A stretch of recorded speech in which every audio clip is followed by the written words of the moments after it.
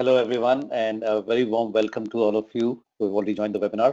Today's webinar is with none other than David Anderson, and the topic of the webinar is Classes of Service, the Sonic Screwdriver of Kanban Coaching, brought to you by Lean Kanban Inc. and Digité SwiftKanban. Let me get started with the agenda and a few housekeeping stuff, and in the meantime, we'll let a few other people join in. Start with introductions and then a quick word about Digité SwiftKanban, and then I'll hand over the mic to David for his main session. And hopefully we will have a good Q&A session. David and I were just talking about the topic, and I think it's a very interesting topic both for practitioners and for coaches. And we hope that you will all enjoy the topic and get involved in the discussion at the end. The webinar is being recorded, and the recording will be made available after the webinar. And we will take the questions via the Q&A box to the right side of your screens. There's a panel for that, and you can enter the questions anytime. We'll take them at the end of the webinar. With that, let me do the introductions. David Anderson, of course, is the chairman of Lean Kanban Inc. A little bit about David. For those of you who don't know, of course, he's the originator of the Kanban method. We've I think used the words pioneer, founder, father of the Kanban method, and I think he settled on the originator, and everybody recognizes him as such. And of course, now we began the journey of enterprise services planning for the last couple of years, and he's the person who's a fountainhead for all of that body of knowledge. He's a pioneer of the use of Kanban systems in knowledge work, and he's authored several books, most successful of them, I think, being the Kanban Successful Evolutionary Change for Your Technology Business. And of course, he's a consultant, trainer, coach, thought leader in the Lean Agile community for many, many years. My name is Mahesh Singh. I'm the co-founder and senior vice president currently handling marketing at Digité, and I'll be your host for the webinar. Before I hand over the mic to David, let me just quickly give you an introduction to Digité and SwiftKanban for those of you who may not have joined one of our webinars earlier. We have been a pioneer in collaborative applications for project management, program management, collaborative software development, a variety of other similar applications for technology organizations. We are headquartered in Cupertino, California. We have offices in the US and India and in UK now. Actually that number should be 750,000 users around the world using our products, which cover, like I said, Lean Kanban, Agile ALM, project portfolio management. And of course, SwiftKanban is our flagship Lean Kanban product that we built with close association and advice from David, and also a few other, several other, I would say, thought leaders in this area. SwiftKanban, of course, is a very visual process and project management software. You can use it for software development. That's probably the bulk of our user base, software as well as IT. But of course, you can use it for other business functions as well. And we have a number of customers that use us for marketing, legal, HR, and a variety of other functions, procurement, and so forth. And we have, of course, many users who use us for personal purposes, whether you're planning a large and complex event or you're doing your daughter's homework, any of those would suffice, and a lot of our users use us for that.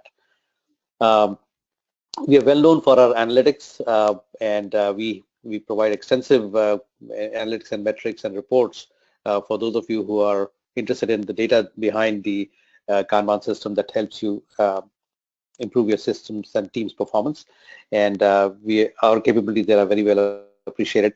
And of course, I don't have a screenshot here for our ESP capabilities, but of course, Swift ESP now is catching on very much for those of you who are interested in understanding how to use the data for forecasting your team's performance and being able to use it for risk management, portfolio management, and similar applications.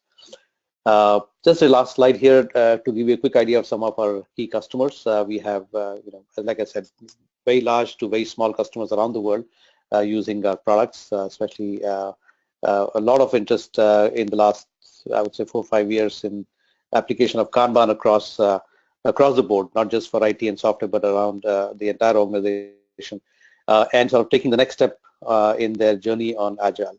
And that's where we find a lot of usage. So with that, let me go ahead and hand over the mic to David. David, a very warm welcome to you. Thank you. Good morning, Mahesh.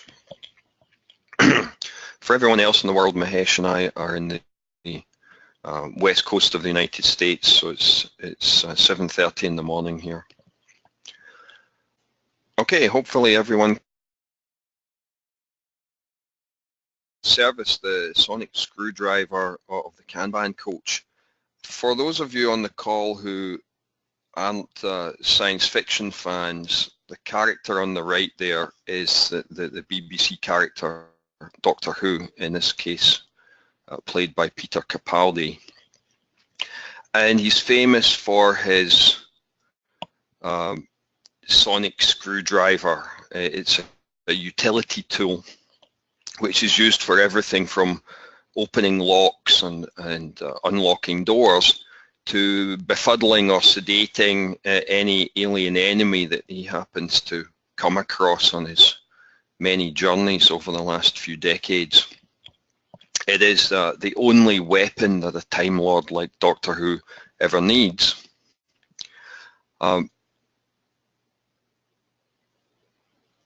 Sonic screwdrivers are benign, yet they're fiendishly powerful. It's a weapon that actually does no harm or lasting damage. It's very lightweight. He carries it in his pocket. It does require some calibration every time that he uses it. It needs to be configured for the situation, but its versatility is really its strength. And I imagine for the science fiction writers, it makes it quite easy for them to come up with new ways of using it. So what does this have to do with classes of service? And first of all, what is a class of service, and how do you use it? Why would you use it? These are all useful questions. Classes of service are really a very powerful, lightweight, highly configurable, versatile tool for coping in uncertain and unpredictable situations. And a class of service, people will often, if they know a little bit about it, say, well, that's to do with the priority something's given or how fast it moves across the Kanban board. But generically, a class of service is defined by a set of policies which determine how something should be treated. And it's a very common tool in many other industries. And if you've ever taken a flight, for example, you have experienced class of service. You purchased a ticket with a particular class of service, like economy class, and the rules for that ticket determine how you'll be treated, how you will be treated at the airport, which queue you have to be in for check-in, which queue you stand in for security, your boarding priority for the aircraft, the size of the seat you get when you're on the aircraft, the position the seat is within the aircraft's fuselage, whether it's at the front or the back, the type of food you're served. The rules and policies are defined in the class of service. So, class of service, how something should be treated. Now, in a fairly typical Kanban implementation, and we first saw this style of classes of service, this collection, emerge in 2007, and they're documented in the Kanban Blue Book, which we published in 2010. And in that book, I defined 4 classes of service: Expedite, Fixed Date, Standard, and Intangible. And intangible there refers to an intangible cost of delay over the short to medium term. So 4 different classes of service. They're typically visualized using different colors of tickets on physical boards.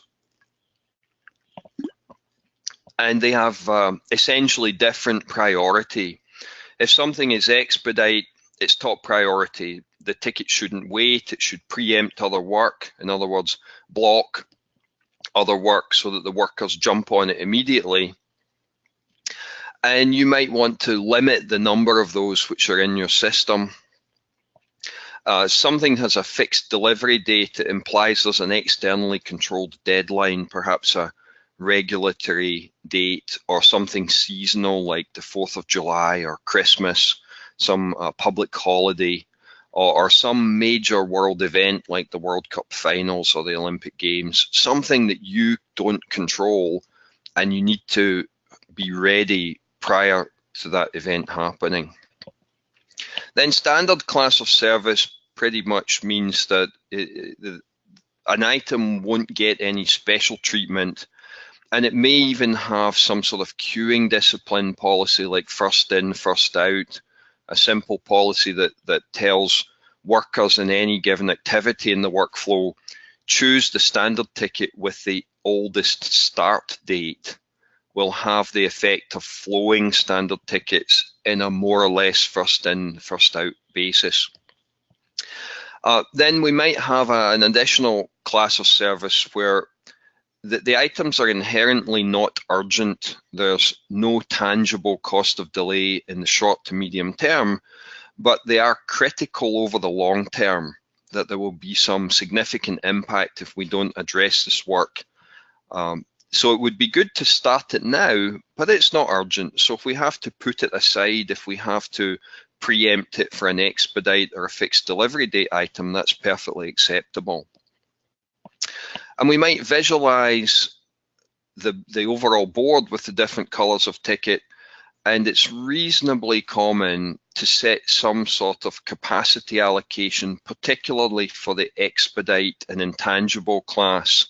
The fixed date and the standard class, in this example, they have WIP limits, but often in real world examples, it's only the most, the highest priority class of service and the lowest priority ones where we set capacity allocation and we use the capacity on the intangible class items to offset the risk of the expedite items. Right, so classes of service are a critical tool in risk management. And at the moment in Kanban and enterprise services planning, they have two significant roles, and I'm going to explain those in some detail in the presentation. One is improving predictability of lead time for high-risk items, and the second one is improving dependency management. Classes of service are used to affect lead times and improve predictability of flow. The class of service is used to give some priority and reduce waiting time. Now, crossing over to some different science fiction, Yoda might tell you that reductionist deterministic planning is the way of the dark side. And every time you feel yourself doing that, you feel yourself wanting to respond to a customer request or demand, or to manage risk by speculating about the future, speculating about how big is something, how long will it take, and trying to be very deterministic with your planning and assure that something will be delivered on a particular date, you really must resist that draw. You must realize that the work that you're managing is non-deterministic in nature. And I'll explain this in a few minutes. You have to learn to embrace the uncertainty and manage probabilistically, and class of service is how we do that. Classes of service are also used to minimize the burden of dependency management. Airlines use class of service when they're selling tickets. They will guarantee you a seat on the plane, or they might sell you a cheaper ticket known as a standby ticket. And that means you're not guaranteed to get on the plane. You have to stand by and see if there's available capacity. And if there isn't, you have to wait for the next flight.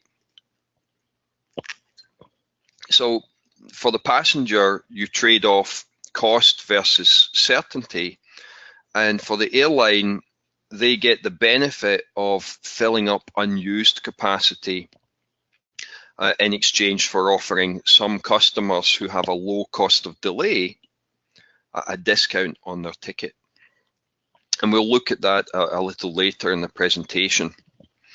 So to understand the first item, why class of service helps with managing the risk of flowing tickets across a Kanban board, first of all, we have to understand the flow efficiency.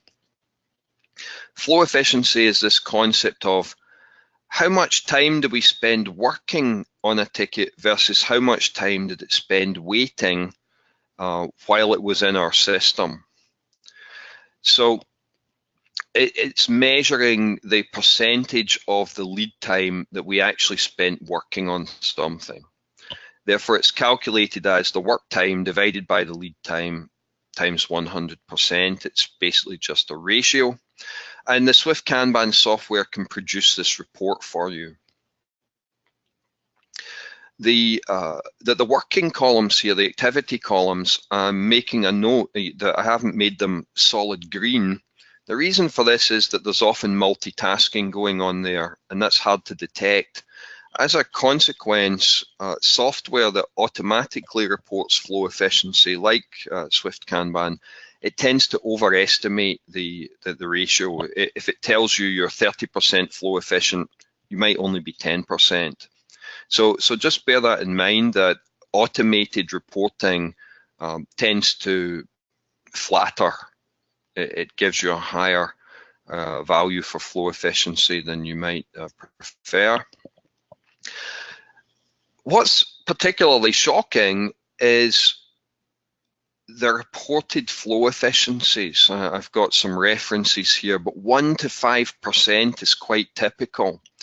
The very first Kanban that we ever did at Microsoft in the IT department in 2004 and 5, we started with 8% flow efficiency, and we thought that was bad. But nowadays, 1, 2% is not uncommon as a starting position. And if you ever get above 40%, that's a really significant achievement. All right, so why does this happen? Well, first of all, work flows better when WIP levels are low. If we take a look at the board here, you'll see there's a significant number of tickets accumulated in the development done column, and there's no capacity in testing to pull those items. So they're sitting, waiting, and the more WIP in the system, the more waiting time as a consequence.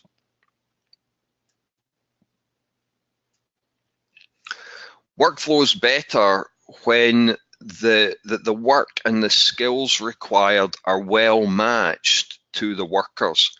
So in this example, I'm using different colors of avatar to represent workers with different skill sets. And we see that the work flowing through the system isn't homogeneous in terms of the skills required. And we have a situation where there is sufficient capacity in testing to pull the C ticket into the verification step. But the worker has the wrong skills to pull the C ticket. And as a consequence, the worker remains idle and the ticket waits. Now, we describe this situation as a poor liquidity situation where there's a bad match of worker to a piece of work. And there are solutions to it, such as cross-training the workers to give them multiple skills, or to increase the WIP in the system to improve the likelihood of matching a worker with a piece of work.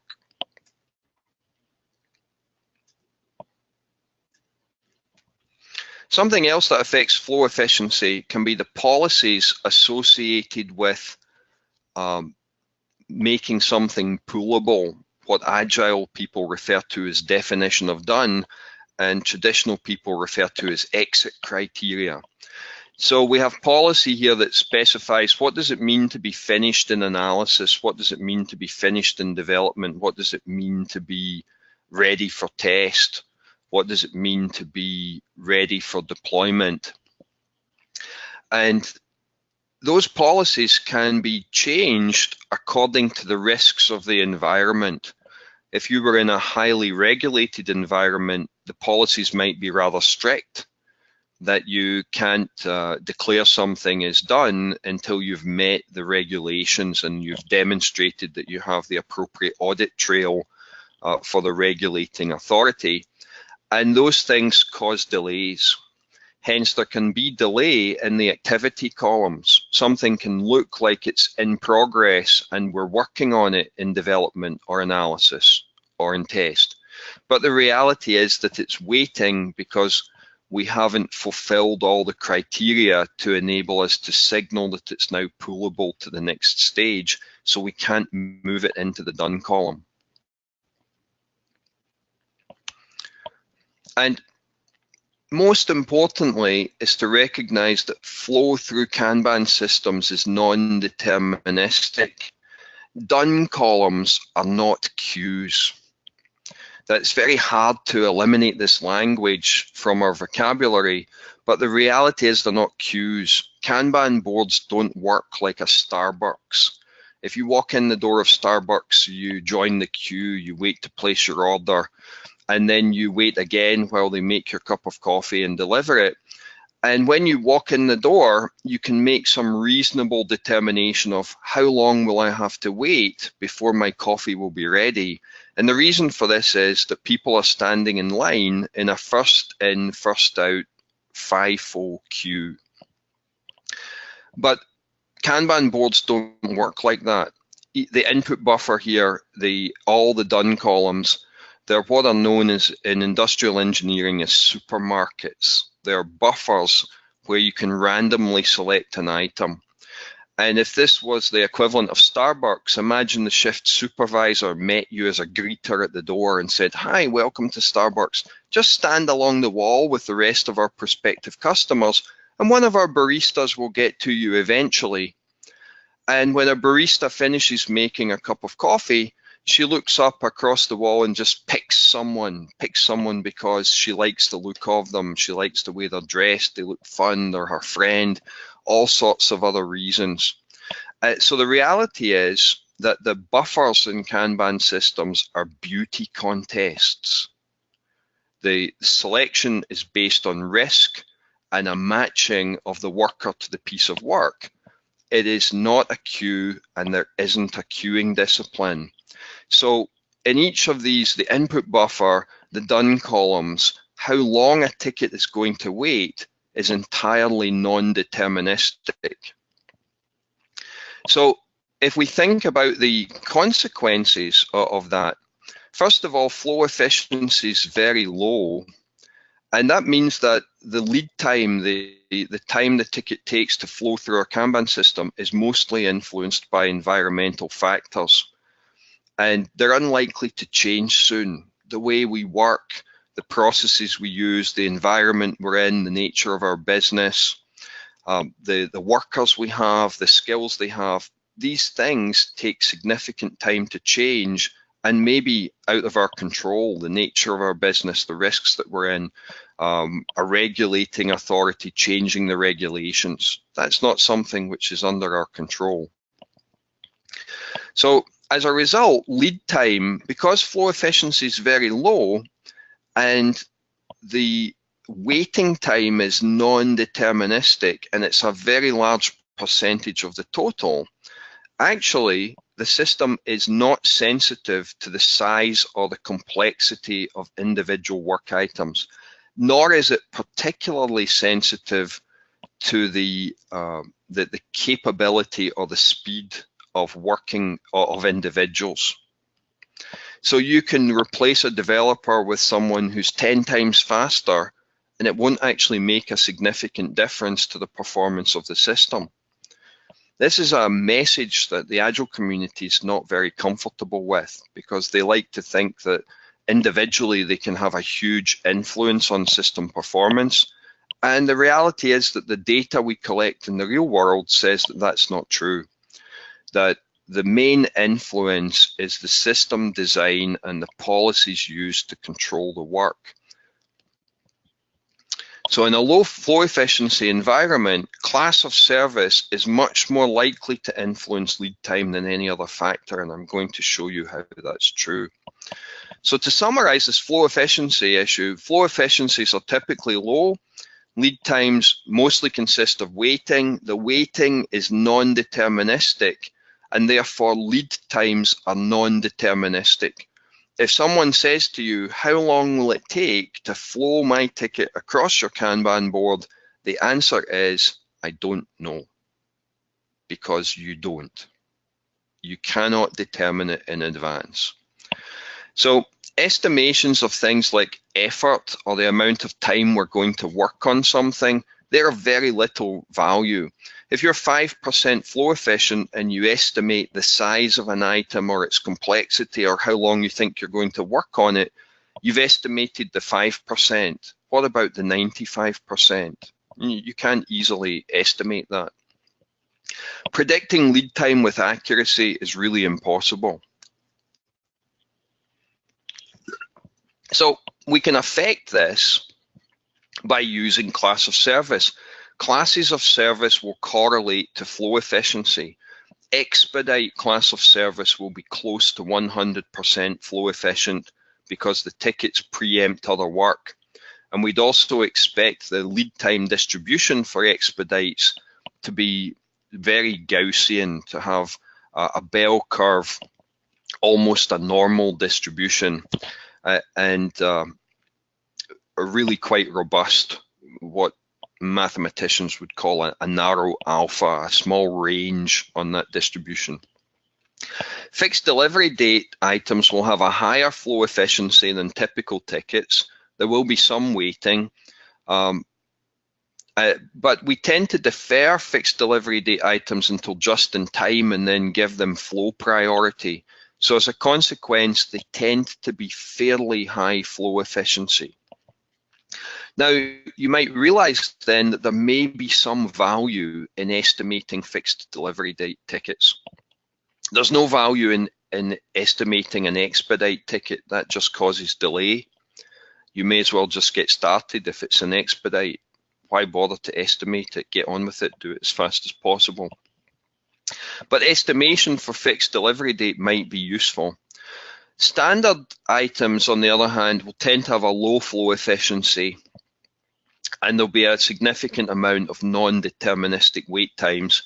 And with the intangible class items, that situation gets worse. They're very low flow efficiency because they tend to defer to expedite or fixed date items. These are the items that you preempt in order to do the more urgent items. And therefore, there are long non-deterministic wait times. So it's very hard to predict how long a standard or an intangible item is going to take. So the usefulness of this understanding is to recognize that it's really impossible to say when something is going to finish. What you really have control over is when do we start something. So when a customer says to you, when will my item be done? They're actually asking the wrong question, that you should refuse to accept the premise of that question. The lead times are non-deterministic. You don't control when something will be done. What you can control is when do you start it in order to guarantee it will be ready when the customer would like to receive it or when they need it. Need it being, we have a regulatory deadline on the 1st of October. We need it before the 1st of October. Where I'd like to receive it by the middle of the second quarter because we haven't launched a new product for a while, and it would be kind of nice to launch something during May and get our customers jazzed up before they go off on their summer holidays. So we can determine start times, and the challenge therefore is scheduling items, knowing when to pull them into your Kanban system. So to understand this, we need some understanding of what happens if we don't get the item when we need it. And we refer to that as a delay cost function. And it maps the impact over time. And you might only have a qualitative understanding of this. And if you were to produce it as a function, it would only be a sketch which is indicating your qualitative understanding. And this doesn't need to be quantitative, although you can do it quantitatively if you're more advanced, and the Swift ESP software supports this functionality in this particular PowerPoint slide. So if we understand the impact and when we would like to get something, we can take a look at our lead time distribution function, and we can use that to determine when we should start an item and what risks we might be carrying. And in this example, if we were to start on November the 11th, we have an 85% chance of delivery before the preferred date of the 10th of January. And then there's a considerably long tail in this distribution, and that eats significantly into our impact delay cost function. And therefore, we are carrying a small risk, maybe 1 in 7 actually isn't so small, that we will incur some cost of delay if we start on November the 11th. Starting earlier would be a preferable way to go. So I've sketched here a typical looking lead time distribution function, and we see shapes like this for lead time distributions for software development, for example, but many other functions the function shape will look a little like this.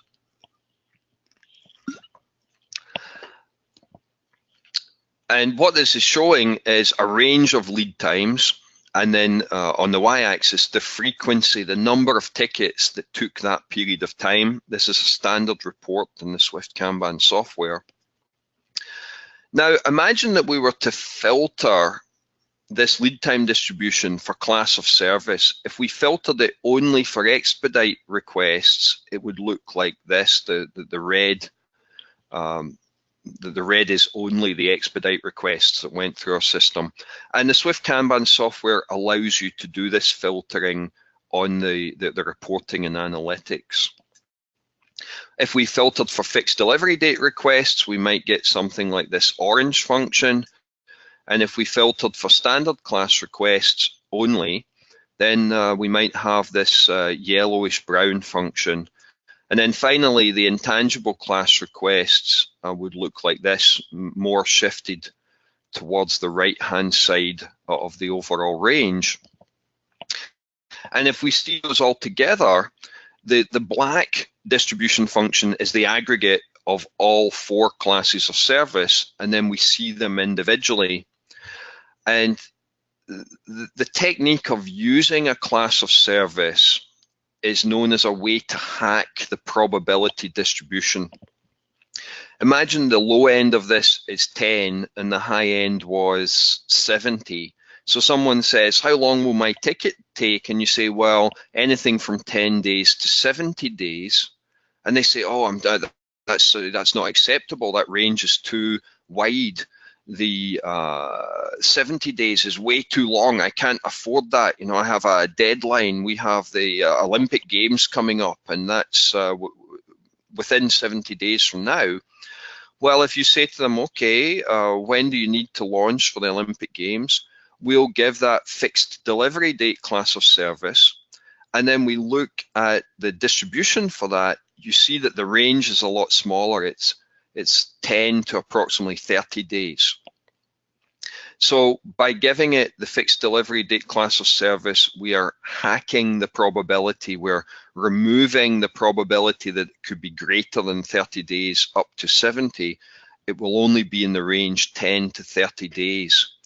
So we get a narrower range, more predictability, but we're not trying to speculate about the future. We're not trying to be deterministic. We're just hacking the probability. What if everything was standard class? If you treated everything homogeneously, well, actually the effect of that is that you will have a narrower overall range. Increasing the number of classes of service increases the range on the complete distribution function. So you have to trade things off. That in this example I'm showing, if we treated everything homogeneously versus we have 4 classes of service, So 1 class of service versus 4. For the individual classes of service, Expedite, Fixed Date, Standard, Intangible, you get better performance compared to treating everything homogeneously.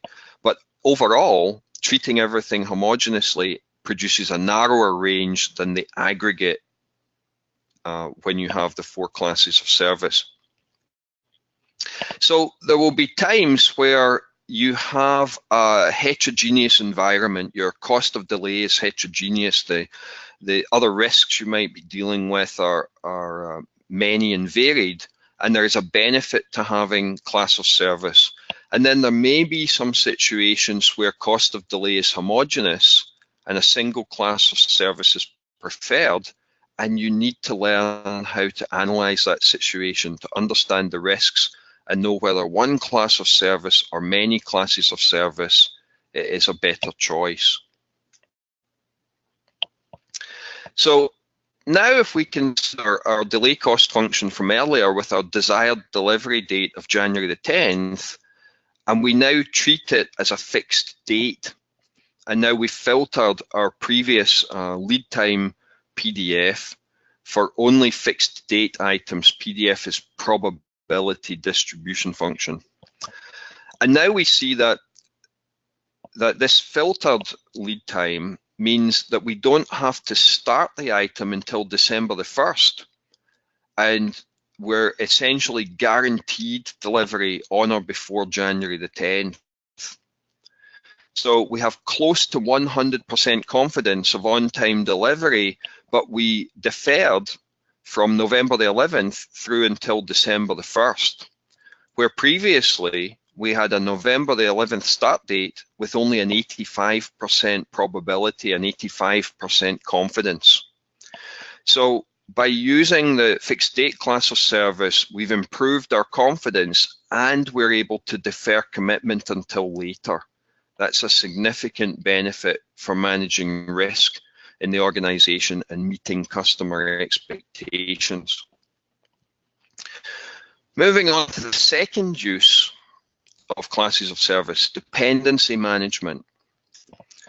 So dependencies is another area of inherent uncertainty, and trying to resolve it deterministically, to hold large meetings and talk about the architecture and the system design and the requirements and determine whether dependencies exist in advance of actually discovering them from doing the engineering. That's costly in both time and money, and it often fails to resolve everything.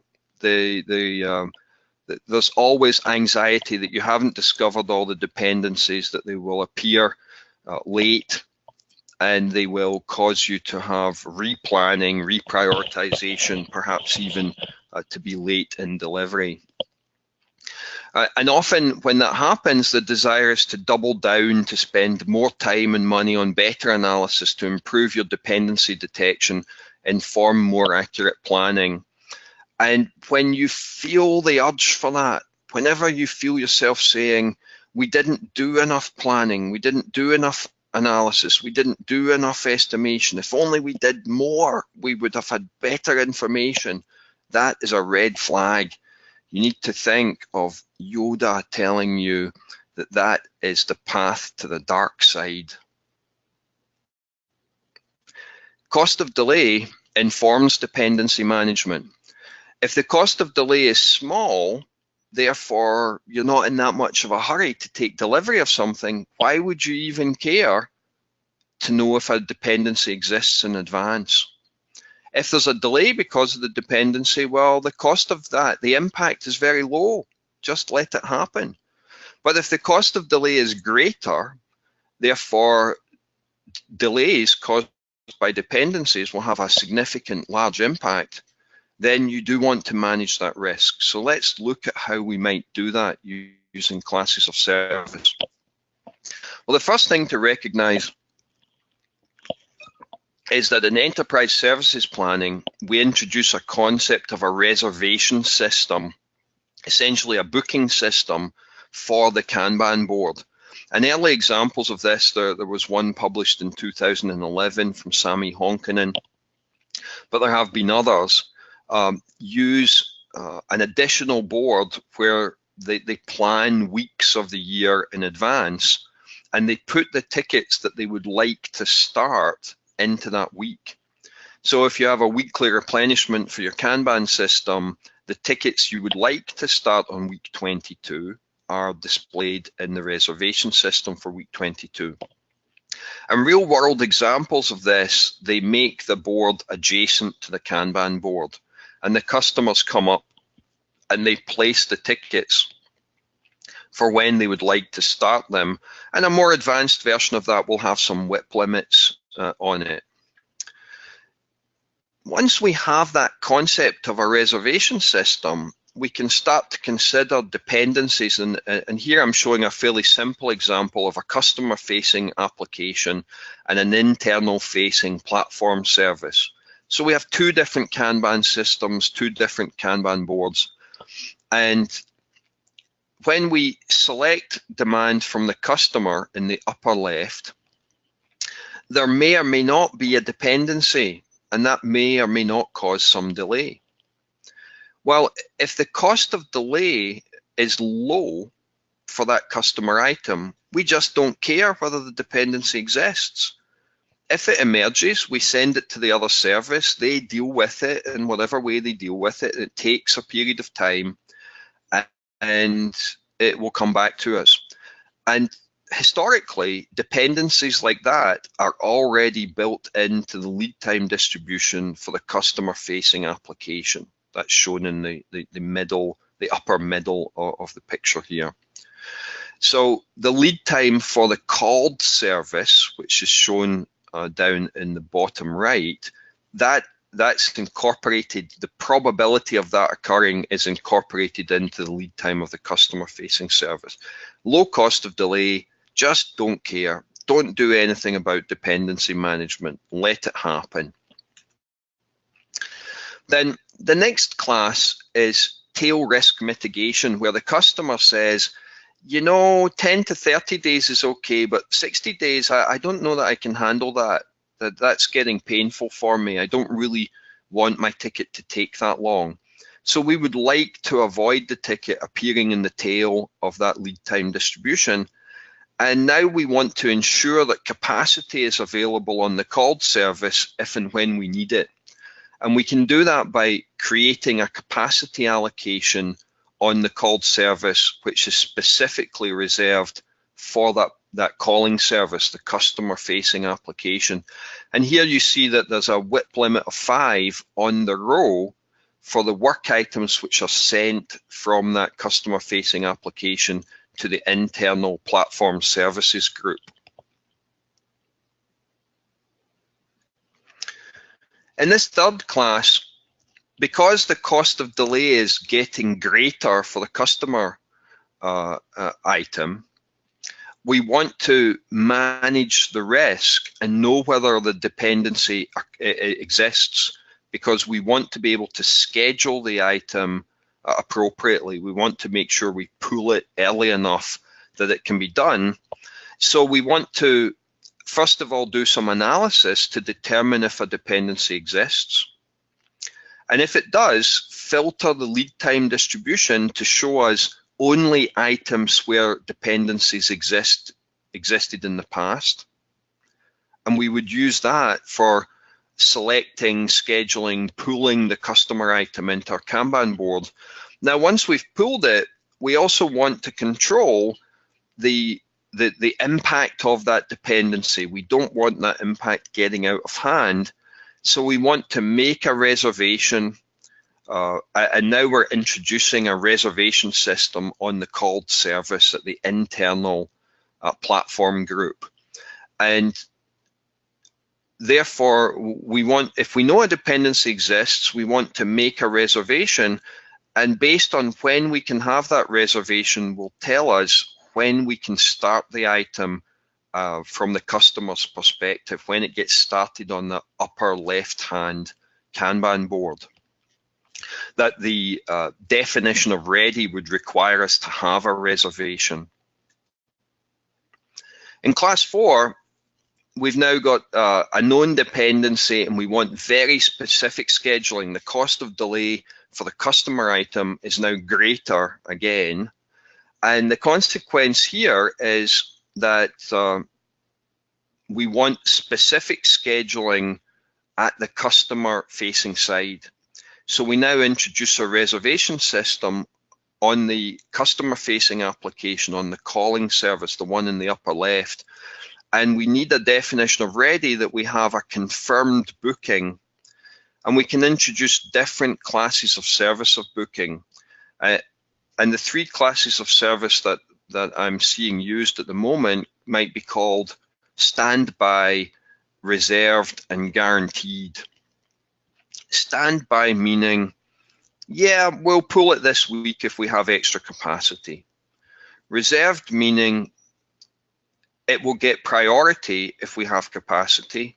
And guaranteed means we are really very sure the capacity will be available, and this is guaranteed that we will pull it over anything which is merely reserved or standby. So we can use different classes of service in the reservation system to ensure the certainty of whether something gets selected at a replenishment meeting. We can also couple that to the use of flow classes of service.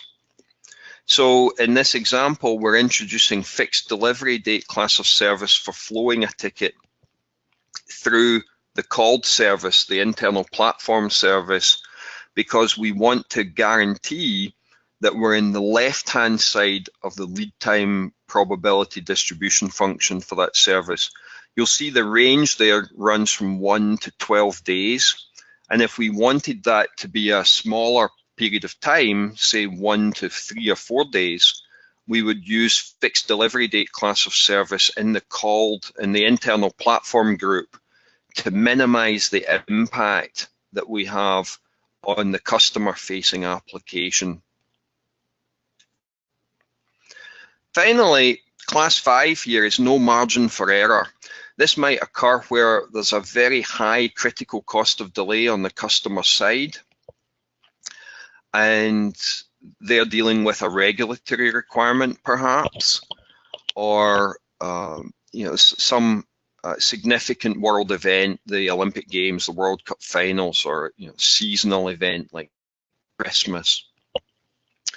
And now we want fixed delivery date class of service on the customer-facing application as well as the called service, and we want guaranteed bookings in the reservation systems on both. And what this should do is ensure that there isn't any margin for error, but ensure that we are almost 100% confident of on-time delivery.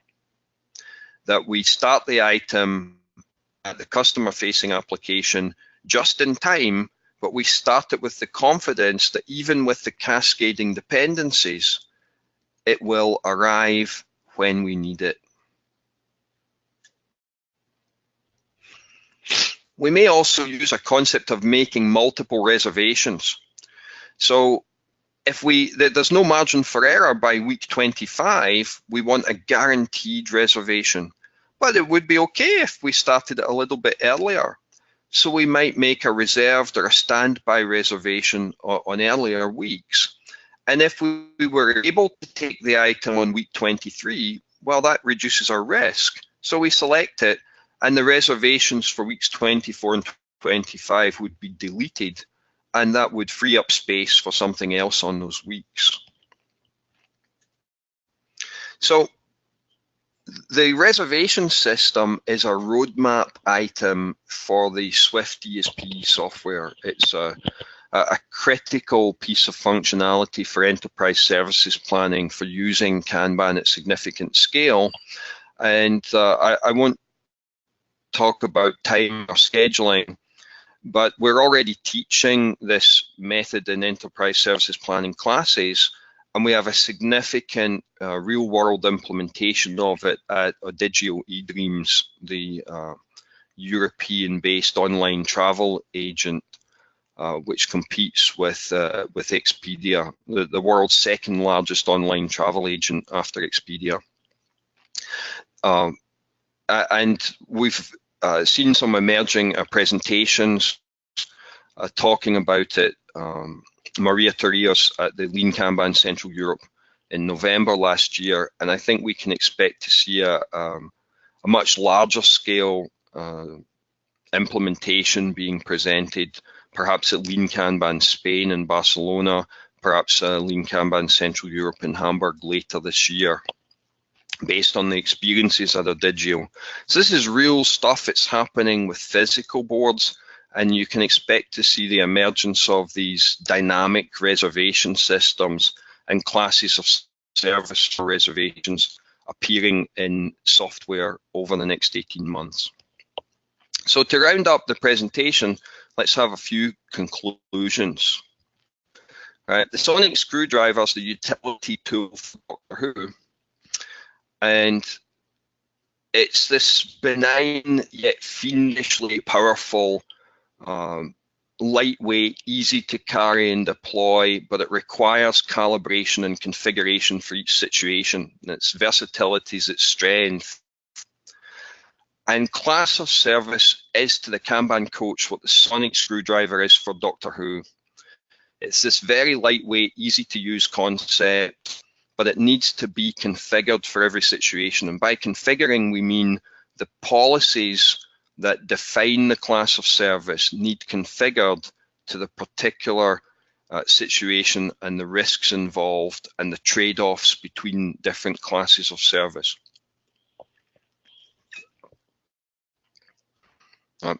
Classes of service are a critical tool in risk management.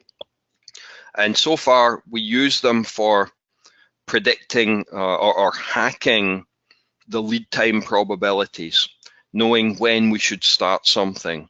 And we also use them for improving dependency management, significantly removing overhead of activities like estimation, planning, dependency analysis.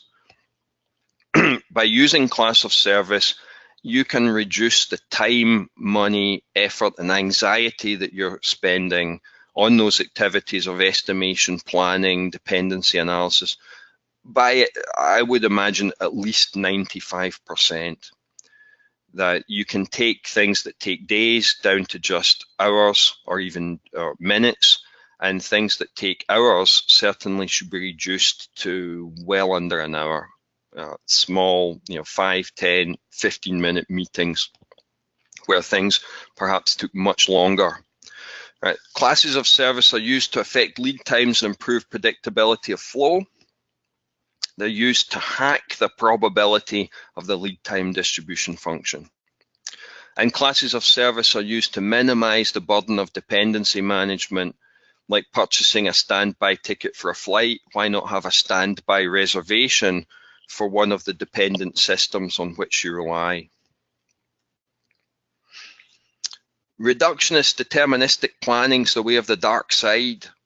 Every time you feel yourself wanting to speculate about the future, to make a deterministic plan, every time you say to yourself, if only we had done more planning, if only we'd done more estimation, if only we'd done more analysis, that's the red flag.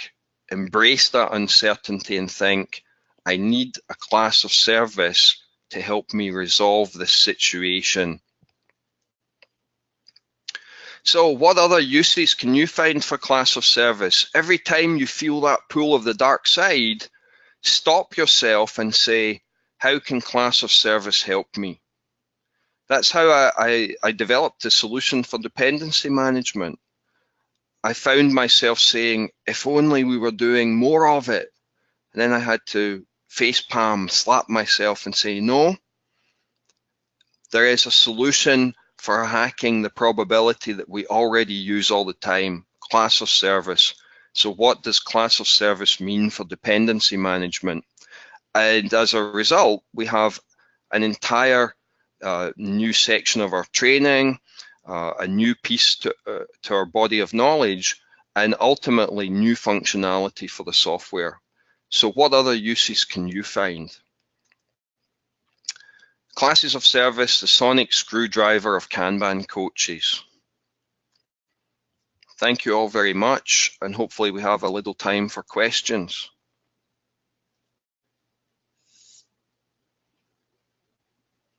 Thank you, David. Great presentation as usual. So I'd like to throw it open for people who have questions. Use the questions box on the right side of your screen to ask questions that you have. David, clearly, I would say an advanced topic for people who have been using class of service and, of course, Kanban systems for some time. But I'm going to start with a couple of questions which early users of Kanban or even people who have not yet started in a serious way ask. One is, how commonly do you find Kanban boards that are designed based on a class of service, which means that each class of service has its own lane and perhaps a different workflow? Expedited might be with a slightly shorter workflow and the others may be longer. Uh, and do you see that as a common pattern in terms of the way Kanban boards are designed? First of all, anyone who comes through Lean Kanban University training, even the basic Kanban system design, the KMP1 training class, learns about class of service and their value, and they're encouraged to include classes of service in the design of the Kanban system on the second day of the class when they're doing the static workshops, as they're known, the series of exercises for the system thinking approach to introducing Kanban or static. So anyone who comes through our training really should be implementing class of service, and they should understand why and the value of it.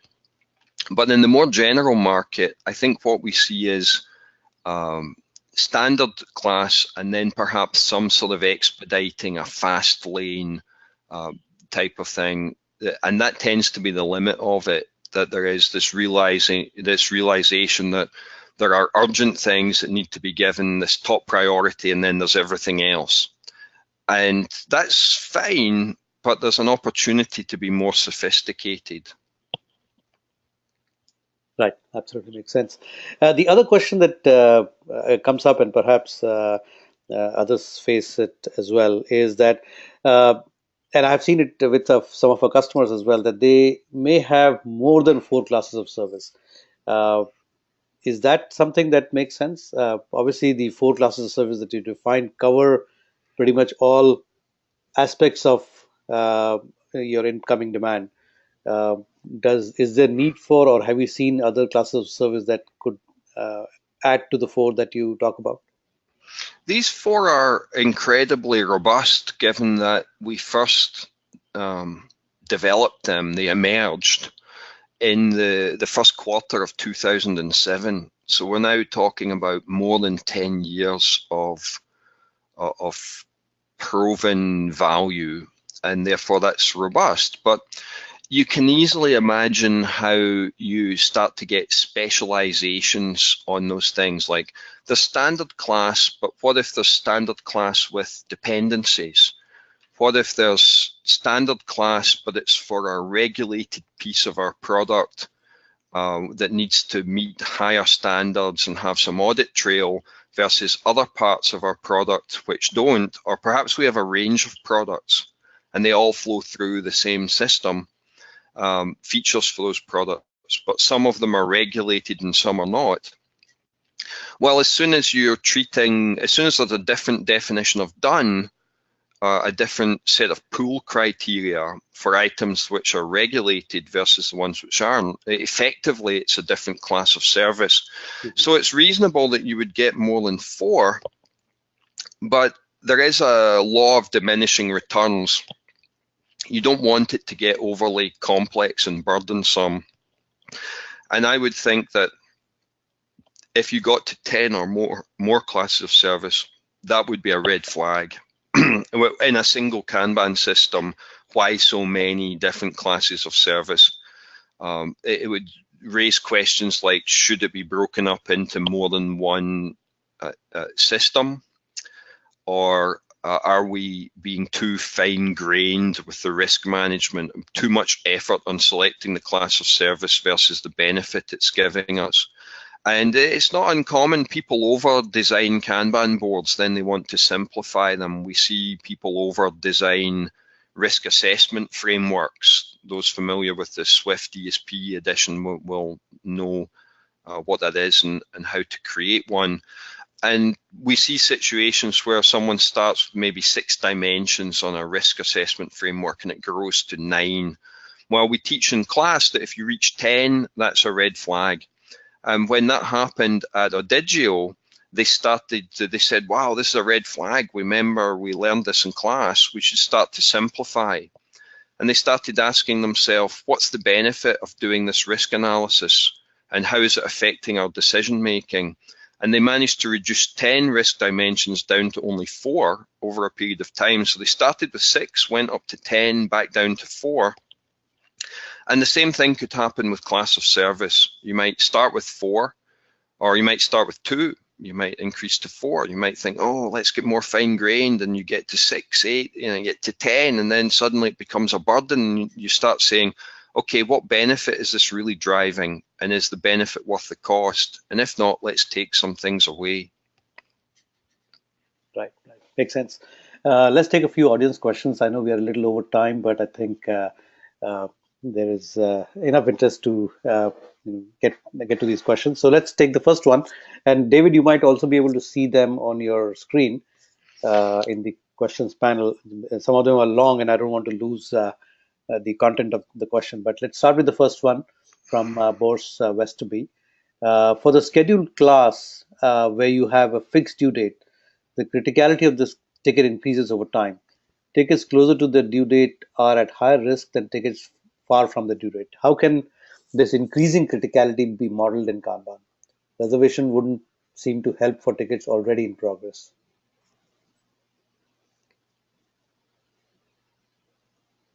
So the question is, if the ticket's already in progress, why would I want to make a reservation?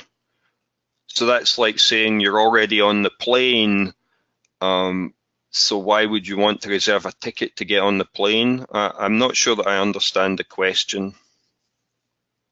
Let me see if I can get more. I can't read it, Mahesh. For some reason, it's just thought it's too small on my screen. Can you read it to me again?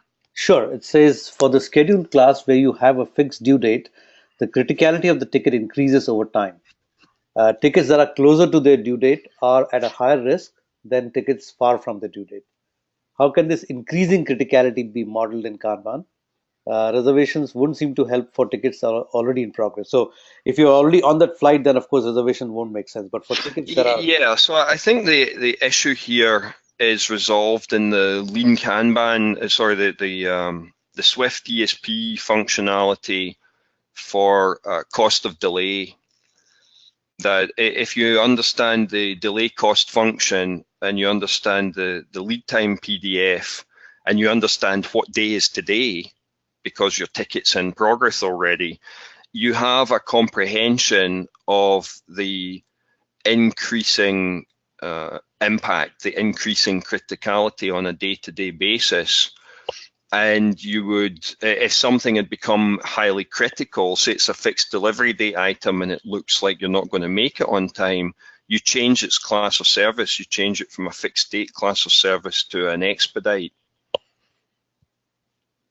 And that can be done qualitatively. You know, people can be at a stand-up meeting and saying, wow, I don't think this ticket's going to make it by next Friday. And they say, okay, well, let's expedite it then. And they change the color of the ticket. Okay. So you don't model it in Kanban, it's more an action that you take. Right. Okay. Hopefully, Boris, that answers the question. Maybe we can talk a little bit offline as well. Okay, good. So Boris says yes. Let's take another question, David, from Gail McAuliffe. For scheduling, if I have a business stakeholder who has limited availability for UAT, Can I reserve their time to UAT and create development schedule based on the availability for UAT? I think that's right. That if that's your constraint, you've made a reservation in the UAT environment, that becomes a fixed delivery date from your perspective, and you treat it that way. You treat it as a fixed delivery date class of service problem. Okay, perfect. There's another question from Boris, and this is again something that we have also faced. That could class of service change for a given ticket as it traverses the board? And I think that's possible. Yeah, in fact, that is a useful tool that you could start something with a relatively low class of service, and if new information arrives, or it's just simply not making fast enough progress, you change its class of service. I think that's a very powerful technique, the ability to change class of service and therefore to hack the probability of something as it progresses on a board. Right, right. Another question from Adele Gomley. Hopefully, I'm pronouncing the name correctly. Is there a baseline criteria to use when defining classes of service? Or I assume that means assigning a class of service to a ticket. I want to avoid the hippo prioritization, but I'm unsure where to start defining classes of my current setup. I think the key is to define policy around what does it mean to be a something. Yes. So, for example, when we introduced the fixed date class of service, and I want to say that was March 2007, and that was in response to the observation that there were items that had some severe external criticality, and they were being given implicitly higher class of service, that the workers, the team, the department, they were treating those items with higher priority. And I observed this as a pattern, and I said, okay, we should make this explicit. We should introduce a new class of service, a new color of ticket, and we called it the fixed date class of service.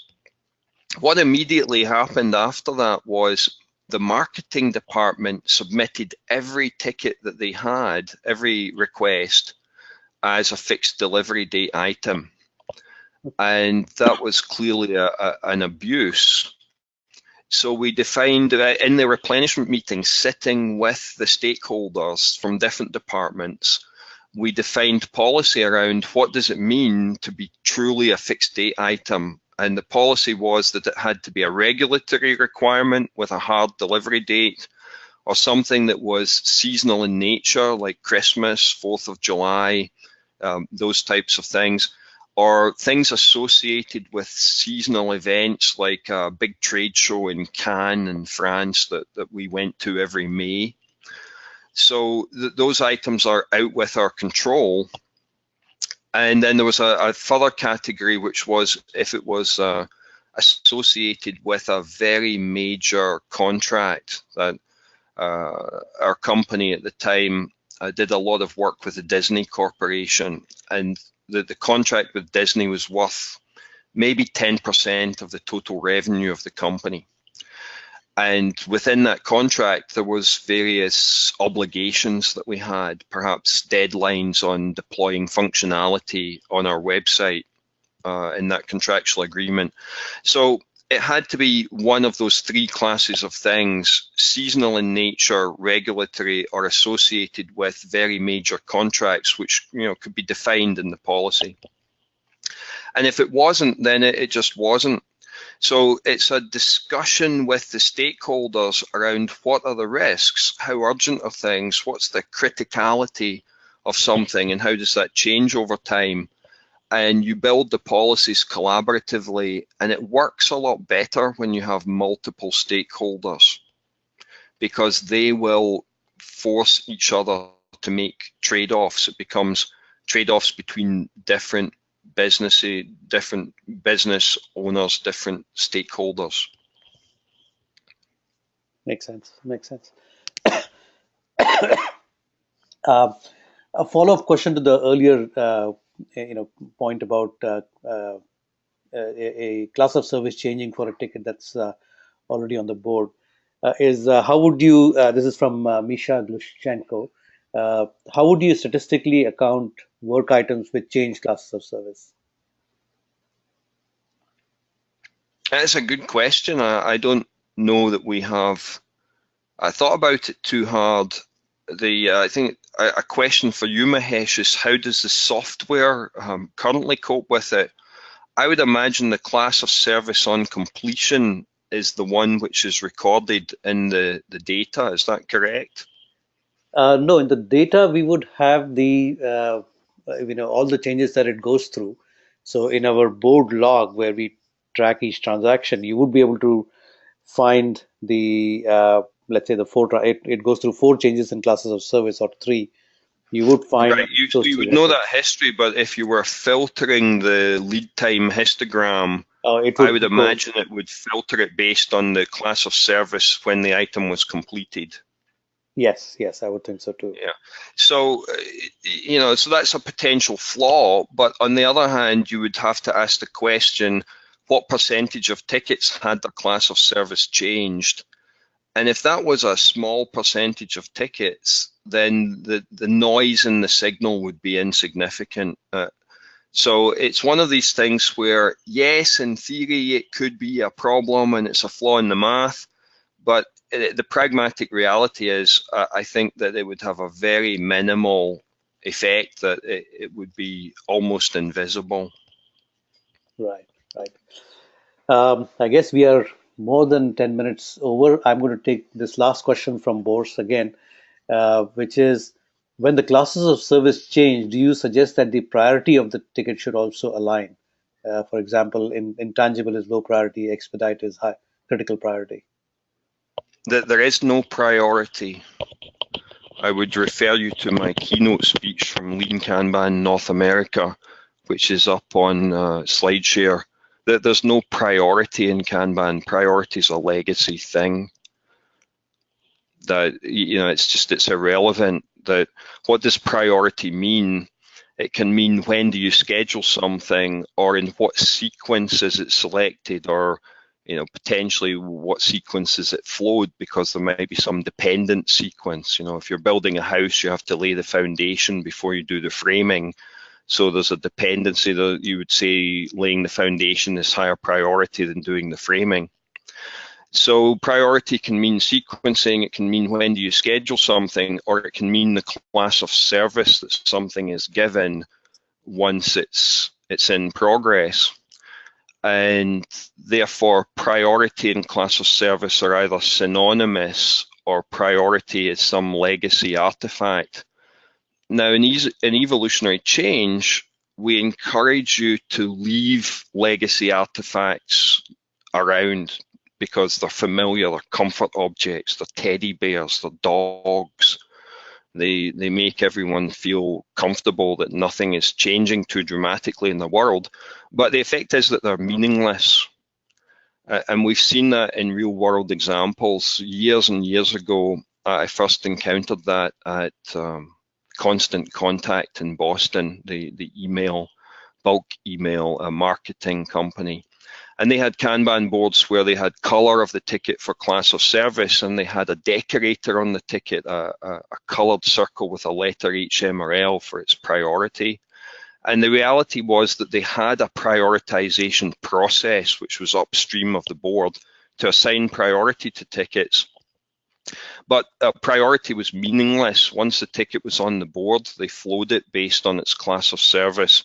So in the sense that some legacy prioritization method might be used as an indicator of the risk, the cost of delay, the impact, the criticality, the delay cost function over time, then yes, you would get an alignment, but the reality is that it's a legacy behavior that you hope would wither and die.